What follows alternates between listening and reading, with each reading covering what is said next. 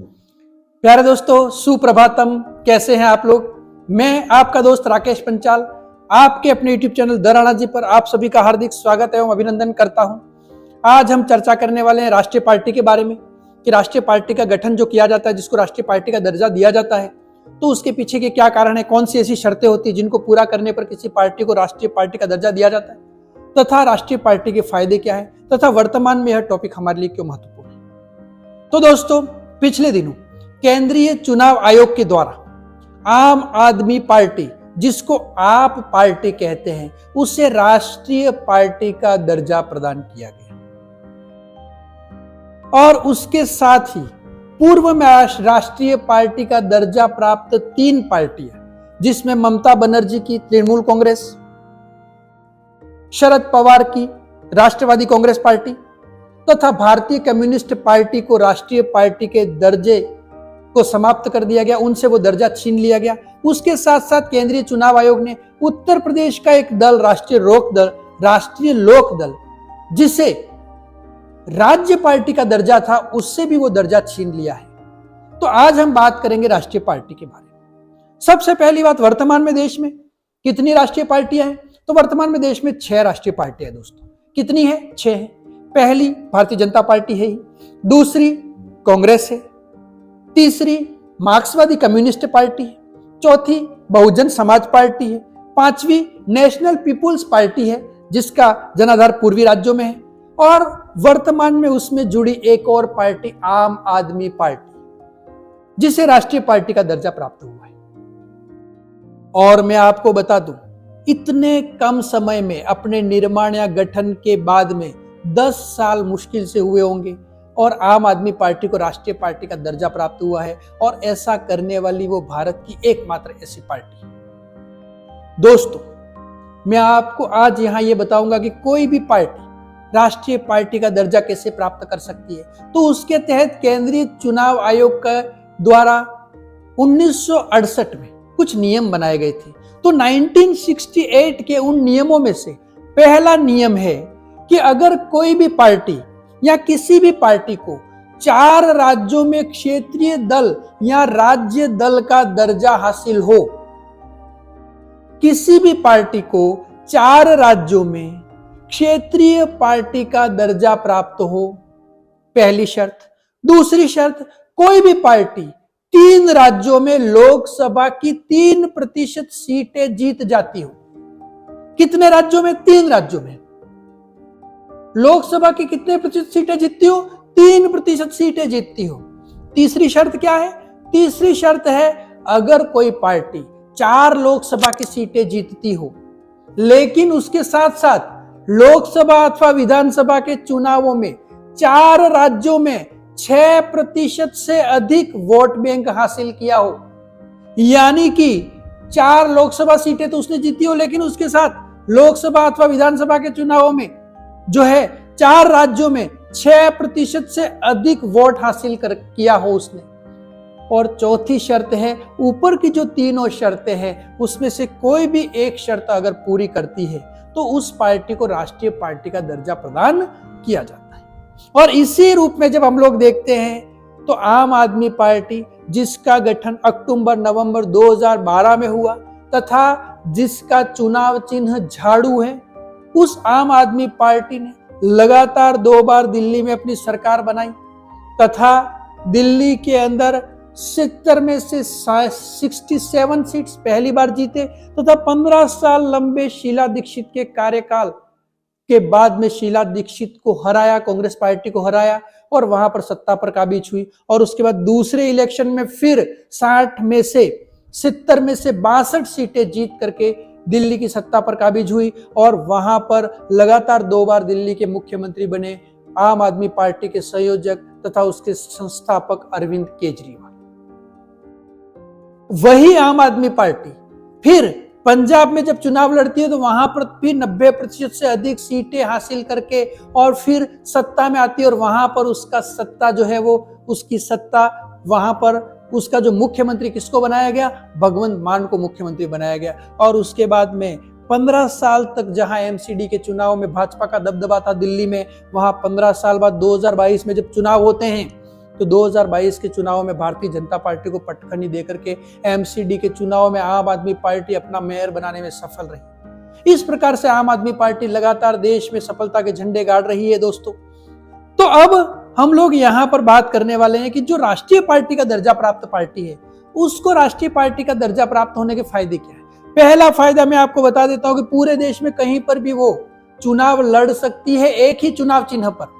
जैसे आम आदमी पार्टी का चुनाव चिन्ह झाड़ू है, तो वो झाड़ू चुनाव चिन्ह पर पूरे देश में चुनाव लड़ सकती है। यानी एक ही चुनाव चिन्ह पर पूरे देश में चुनाव लड़ने का मौका राष्ट्रीय पार्टी को ही दिया जाता है। दूसरा फायदा, दूरदर्शन जो कि हमारा राष्ट्रीय चैनल है, सरकारी चैनल है, उसके ऊपर मुफ्त में विज्ञापन दिया जा सकता है अगर राष्ट्रीय पार्टी का दर्जा प्राप्त है तो। तीसरा फायदा, क्षेत्रीय पार्टी है कहीं पर भी और चुनाव चिन्ह को लेकर के अथवा विज्ञापन को लेकर के दोनों पार्टियों के बीच में है ना किसी भी प्रकार की कंट्रोवर्सी, तो वहां पर राष्ट्रीय पार्टी को वरीयता प्रदान की जाती है, यह फायदा है। उसके अलावा प्रत्येक राष्ट्रीय पार्टी को चुनाव आयोग को अपने 40 स्टार प्रचारकों की सूची सौंपनी होती है और इन 40 स्टार प्रचारकों की खर्च को वहन करने का काम कौन करता है? केंद्रीय चुनाव आयोग उनका खर्च वहन करता है। यह फायदा है स्टार प्रचारकों के खर्च को वहन करना। अगला फायदा क्या है? अगला फायदा है अगर कोई राष्ट्रीय पार्टी बनती है तो उसको दफ्तर बनाने के लिए जमीन का आवंटन किया जा सकता है केंद्रीय चुनाव आयोग के द्वारा। तो केंद्रीय चुनाव आयोग के द्वारा अगर कोई राष्ट्रीय पार्टी है तो उसको दफ्तर बनाने के लिए जमीन का आवंटन किया जा सकता है। ये फायदे हैं राष्ट्रीय पार्टी होने के तथा राष्ट्रीय स्तर पर उस पार्टी की पहचान बनती है। अब यहां हम लोग चर्चा करने वाले आम आदमी पार्टी की, जिसे सिर्फ 10 साल में 2012-13 में जिसका गठन हुआ और उसके बाद में 2022-23 यानी 23 में उसे राष्ट्रीय पार्टी का दर्जा जो है प्रदान किया गया। तो अरविंद केजरीवाल जो थे उन्होंने ये कहा कि इतने कम समय में अगर किसी भी पार्टी ने राष्ट्रीय पार्टी का दर्जा प्राप्त किया है तो सिर्फ आम आदमी पार्टी ने प्राप्त किया और ये आम आदमी पार्टी के लिए एक प्रकार से जो है वो चमत्कार है। और इस चमत्कार के साथ साथ में अपन लोग जब देखते हैं तो करोड़ों ऐसे जो है वो देशवासी हैं जिनका सहयोग तथा यूं कह सकते हैं कि जिनका समर्थन लगातार आम आदमी पार्टी को प्राप्त हुआ है तथा हम ये कह सकते हैं कि आने वाले समय में हम जरूर इन सभी के विश्वास पर खरा उतरेंगे। ऐसे सभी आम आदमी पार्टी के कार्यकर्ताओं को बहुत बहुत बधाई, धन्यवाद और शुभकामनाएं। इस प्रकार का ट्वीट किसने किया है? ट्वीट किया है अरविंद केजरीवाल। तो अरविंद केजरीवाल जो कि आम आदमी पार्टी के मुखिया है। अरविंद केजरीवाल का जन्म 1968 में हिसार में हुआ, हिसार हरियाणा में हुआ। वो शुरू से एक प्रतिभाशाली विद्यार्थी थे और इसी के तहत उन्होंने 1989 में खड़गपुर से आईआईटी किया, यानी वो आईआईटीएन है। आप लोग समझ सकते हो आईआईटी में चयन यानी एक टैलेंट बच्चा है, वो टैलेंट स्टूडेंट है। उसके बाद में जब अपन लोग देखें तो अरविंद केजरीवाल ने 1992 में भारतीय राजस्व सेवा में उनका चयन हुआ तथा आईआरएस के तहत आयकर आयुक्त के रूप में उन्होंने जो है ज्वाइन किया तथा आयकर आयुक्त की नौकरी उन्होंने की। उसके बाद में जब हम लोग देखते हैं तो 2001 में देश में उन्होंने आरटीआई को लागू करवाया, जिसमें 2001 में दिल्ली में सबसे पहले आरटीआई को लागू करवाया। राइट टू इंफॉर्मेशन अर्थात सूचना का अधिकार अधिनियम को लेकर के उन्होंने लगातार मुखरता से अपनी बात को रखी, आंदोलन किए, जिसके फलस्वरूप सबसे पहले दिल्ली में 2001 में तथा उसके बाद में 2005 में भारतीय संसद ने राइट टू इंफॉर्मेशन अर्थात सूचना का अधिकार को लागू किया तथा उसको पारित किया। उसके बाद में जब हम लोग देखते हैं दोस्तों तो यहाँ पर 2006 में एशिया का प्रतिष्ठित पुरस्कार रमन मैग्सेसे पुरस्कार भी प्राप्त हुआ अरविंद केजरीवाल को। और उसके बाद में अरविंद केजरीवाल जो है वो अन्ना आंदोलन से जुड़े और अन्ना हजारे ने जब आंदोलन किया तो उस आंदोलन में कुमार विश्वास भी उनके साथ में थे, अरविंद केजरीवाल थे, अन्ना हजारे स्वयं थे। इस प्रकार से ये मनीष सिसोदिया सब लोग थे और उसी अन्ना हजारे के आंदोलन की उपज है अरविंद केजरीवाल। और उसके बाद में 2012 में उन्होंने आम आदमी पार्टी का गठन किया तथा इस पार्टी ने जो है वो धीरे धीरे देश के एक सामान्य जनमानस पर अपना प्रभाव छोड़ा।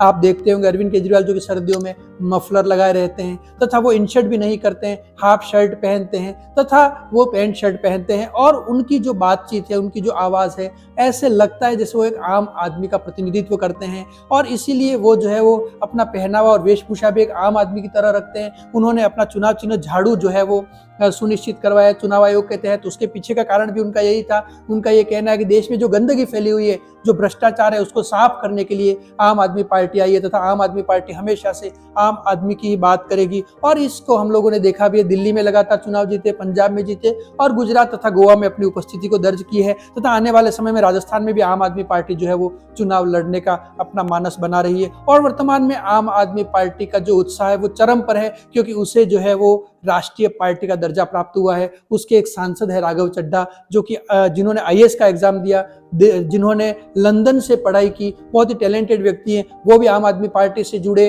तथा वो लगातार आम आदमी पार्टी की अपनी जो विचारधारा है उसको लेकर के मुखरतापूर्वक जो है वो मीडिया के बीच में आते हैं तथा अपनी बातों को बताते रहते हैं। इस प्रकार से आम आदमी पार्टी लगातार देश के अंदर बहुत ही बेहतरीन प्रयास कर रही है।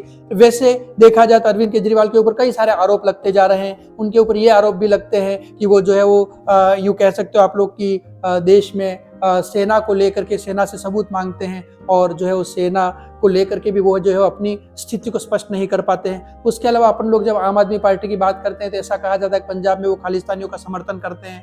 उनकी जो दिल्ली में शराब नीति है वो बहुत ही अधिक चर्चित रही है तथा इसको बहुत अधिक यूं कह सकते हो कि शराब नीति के कारण उनको आलोचना भी झेलनी पड़ी और इसी के तहत उनके जो प्रमुख मंत्री थे तथा उप मुख्यमंत्री थे मनीष सिसोदिया, उनको जेल जाना पड़ा है। दिल्ली में उन्होंने शराब नीति लागू की थी। उसके बाद में अपन लोग देखें तो उनके ऊपर राज्यसभा का टिकट जो है वो पैसे लेकर के टिकट बेचने का भी आरोप लगा है। इसी के तहत उनके एक कारोबारी सत्येंद्र जैन को उन्होंने राज्यसभा का टिकट दिया तथा सत्येंद्र जैन भी वर्तमान में जो है वो भ्रष्टाचार के आरोपों में जो है जेल की सलाखों के पीछे हैं। तो कई सारे उनके ऊपर आरोप भी लगे हुए हैं, लेकिन फिर भी अपन लोग ये कह सकते हैं कि आने वाले समय में आम आदमी पार्टी जो है वो कांग्रेस के स्थान पर जो है वो विकल्प बन सकता है तथा देश के आम आदमी के लिए निरंतर मुखर होकर के ये जो आम आदमी पार्टी था उसके कार्यकर्ता है वो कार्य कर रहे हैं। आने वाले समय में यह पार्टी देश के अंदर और भी अपनी उपस्थिति को बहुत ही दृढ़ता के साथ में सुनिश्चित करेगी तथा उम्मीद है इन कुछ कमियों को दूर करते हुए ये जो आम आदमी पार्टी है वो आम आदमी के लिए तथा देश हित में काम करेगी। तथा हम लोग भी यह मान सकते हैं कि आम आदमी पार्टी के जो मुखिया है अरविंद केजरीवाल, वो भी हम सबके लिए एक प्रेरणा स्रोत हैं, क्योंकि उन्होंने जो है वो जिस प्रकार का उनका सफर रहा है तथा जिस मुखरता के साथ में राजनीति में प्रवेश किया और सिर्फ 10 साल के एक छोटे से सफर में जो काम मुलायम सिंह नहीं कर सके, जो काम लालू यादव नहीं कर सके, जो काम नीतीश कुमार नहीं कर सके, जो काम केसीआर नहीं कर सके, जो काम चंद्रबाबू नायडू नहीं कर सके, वो काम अरविंद केजरीवाल ने किया है। निश्चित रूप से अरविंद केजरीवाल का जो कद है वो बड़ा है तथा भारतीय राजनीति में आम आदमी पार्टी आने वाले समय में अपनी एक प्रमुख भूमिका सुनिश्चित करेगी। आप सभी को बहुत बहुत धन्यवाद, शुभकामनाएं दोस्तों। आपको ये चैनल तथा मेरे द्वारा दी गई जानकारी पसंद आई हो तो आप इसे लाइक, शेयर एवं सब्सक्राइब करें। बहुत बहुत धन्यवाद।